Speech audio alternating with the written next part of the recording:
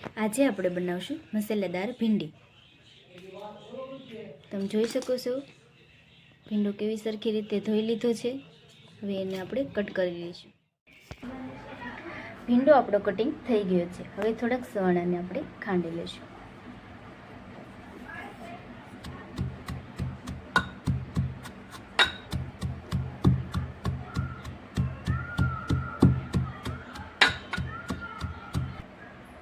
સવાણો આપણો ભૂકો થઈ ગયો છે, સરખી રીતે જોઈ શકો છો। હવે આપણે એને વાટકામાં કાઢી દઈએ।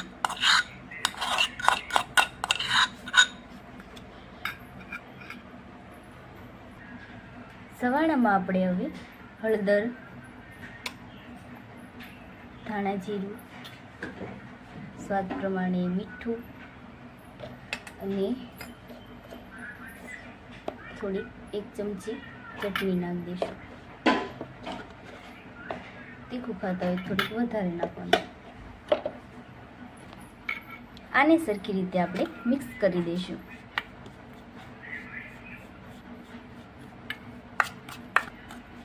મિક્સ કર્યા પછી આપણે એને તેલ ઉમેરીશું।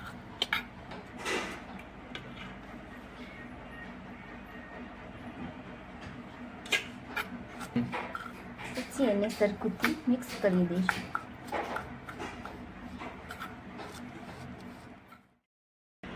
મસાલો આપણો મિક્સ થઈ ગયો છે। આપણો ભીંડો હવે કટિંગ કરી લીધો છે, તેમાં આપણે ભરવાનો છે। હવે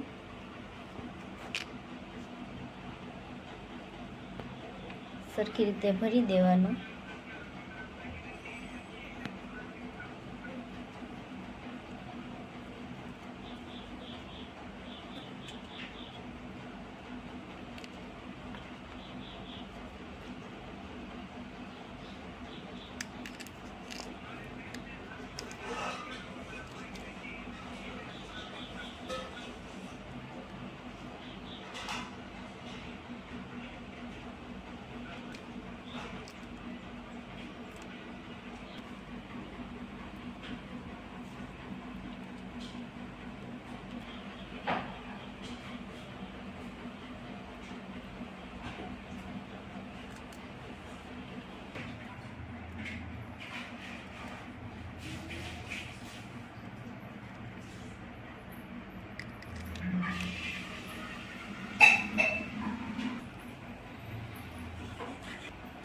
તમે જોઈ શકો છો ભીંડો બરોબર ભરાઈ ગયો છે। હવે એને આપણે તેલમાં ફ્રાય કરી નાખશું। કઢાઈમાં તેલ લઈ લઈશું।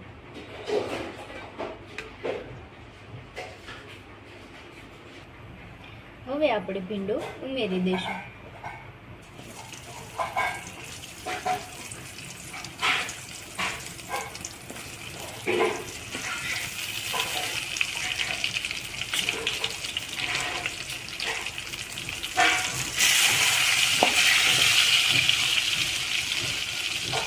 થોડોક મસાલો વધ્યો તો આપણે એમાં એડ કરી દઈશું। હવે સરસ રીતે આપણે એને મિક્સ કરી દઈશું।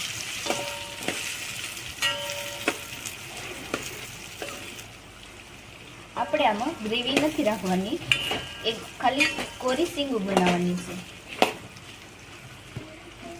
જે ખાવામાં ખૂબ જ ટેસ્ટી હોય છે અને જલ્દી બની જાય છે।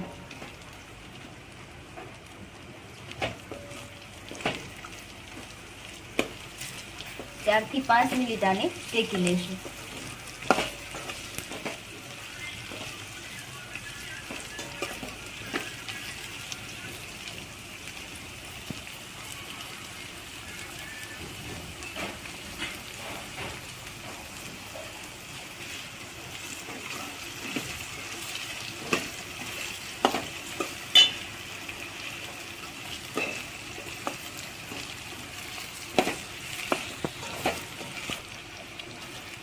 ભીંડાની સ્મેલ પણ મસ્ત આવી રહી છે।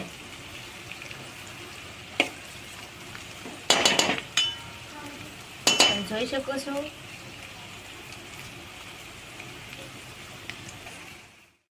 ગેસને આપણે ધીમો રાખશું, જેથી ભીંડો બળે નહીં।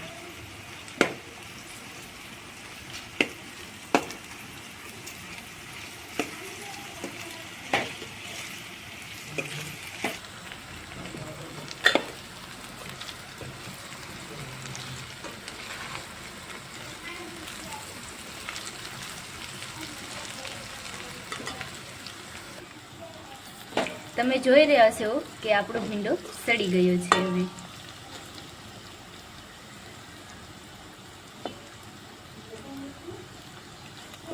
સરખી રીતે મસાલો પણ મિક્સ થઈ ગયો છે.